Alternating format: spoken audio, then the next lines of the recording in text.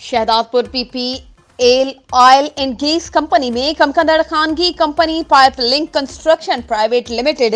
PCL जे area manager Shakeel Ahmed साफ़ इनके बुधायो त हू हिते अदम तहफ़ुज़ जो शिकार आहे ऐं संदसि ज़िंदगी के सख्त ख़तरो आहे। हुन चयो त संदसि कंपनी 1.25 साल अॻु हिते पंहिंजो कमु ख़त्म करे छॾियो आहे। जॾहिं असां पंहिंजो करोड़े रुपयनि जो सामान वापसि खणी वञणु चाहियूं था त कुझु मक़ामी भताखोर अनासिर असांखे सामान खणणु न ॾेई रहिया आहिनि ऐं सामान खणण बदिरां 4.5 करोड़ रुपया घुरी रहिया आहिनि ऐं 1.5 करोड़ रुपया हुननि चयो त अॻु में अदालत मां यासीन नाले हिकु कबाड़ी ज़रिए सामान खणण खां रोकण लाइ स्टे ऑर्डर वरितो वियो हो ऐं जॾहिं अदालत समूरा सबूत ॾिसण बाद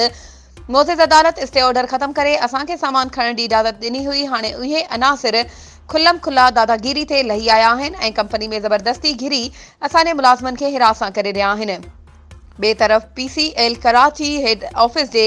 जनरल मैनेजर पारां आईजी सिंध घरू सेक्रेटरी चीफ सेक्रेटरी कमिश्नर शहीद बनज़ीराबाद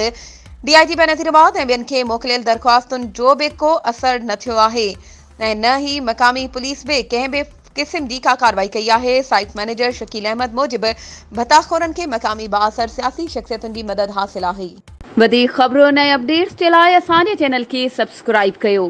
ऐं हा बेल आइकन खे प्रेस करणु न विसारिजो त जीअं असांजी हर नई अचण वारी वीडियो तव्हां ताईं पहुची।